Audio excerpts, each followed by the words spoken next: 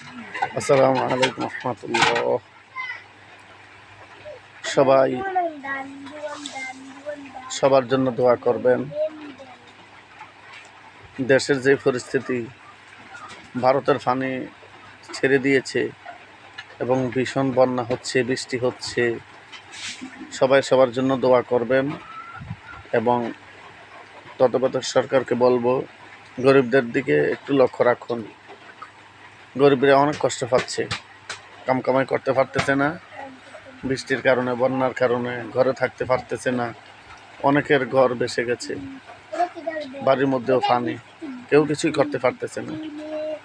বিশেষ করে গরিবদের দিকে একটু লক্ষ্য রাখুন এবং সব দলকে বলবো, বিএনপি, জামাত ইসলাম, ইসলামী আন্দোলন, আপনার গণ অধিকার পরিষদ, যতগুলি দল আছে, আমি আশা করব আপনাদের উদ্যোগে সকল গরিবদেরকে একটু সহায়তা করুন।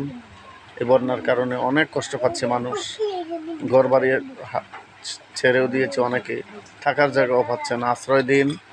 এবং বিত্তবানদেরকেও বলবো যে আপনাদের পাশে যারা আছে, কষ্ট পাচ্ছে, একটু গরিবদের দিকে একটু লক্ষ্য রাখুন, গরিবদের একটু সহায়তা হবে। এগুলি আর কিছু না, আল্লাহর গজব। কারণ আমরা আল্লাহর পথে নাই, নামাজ নাই, আমরা সুদ ঘুষে লিপ্ত, আমরা জিনায় লিপ্ত, ইফতিজিংয়ে লিপ্ত, বেপরদায় লিপ্ত। আল্লাহ যদি আমাদেরকে মাফ না করে, উপায় নাই। আল্লাহ আমাদের সকলকে আপনি মাফ করে দেন, হেদায়েত দেন, সহি বুঝ দেন। আল্লাহর কাছে দোয়া করতে হবে সবাই সবার জন্য।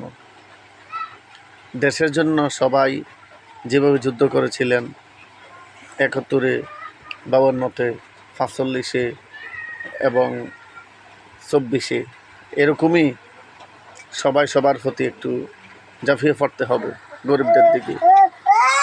আপনার আশেপাশে যারা গরিব আছে, তাদের দিকে একটু লক্ষ্য রাখুন।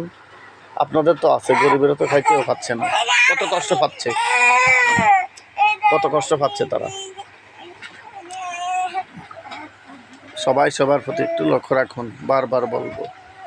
আপনাকে আল্লাহ দিয়েছে, আপনি আল্লাহর রাস্তায় দান করুন, গরিবদেরকে দান করুন, অবশ্যই লাভ হবে ইনশাল্লাহ।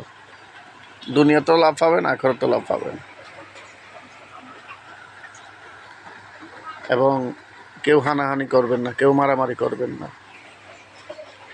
যদি আপনার কেউ ক্ষতি করে থাকে, আল্লাহর কাছে বিচার দেন এবং আইন আছে, আইনের কাছে সুপর্দ করুন। কেউ কারোতে আইন হাতে তুলে নেবেন না। আপনি একজনকে হামলা করলেন, সেও আপনাকে হামলা করবে, এরপর আরও বাড়বে। হামলা করবেন না। গাড়ির ড্রাইভারদেরকে বলবো, এই বৃষ্টি দিয়ে আপনারা অস্ত্র ধীরে চালান। একবার না ফেরার চাইতে 2 মিনিট পরে ফেরা অনেক ভালো।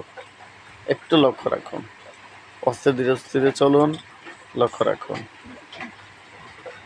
সবাই একটা কথা বলবো, সকল প্রতিষ্ঠানে এবং সকল বাড়িতে নামাজ বাধ্যতামূলক করুন, দোয়া বাধ্যতামূলক করুন, কোরআন তিলাওয়াত একটু না একটু বাধ্যতামূলক করুন। ইনশাআল্লাহ আল্লাহ পাক রব্বুল আলামিন সবাইকে শান্তি দিতে পারেন। সবাই সবার জন্য দোয়া করুন। আসসালামু আলাইকুম রহমতুল্লাহ। শেয়ার করে দিবেন।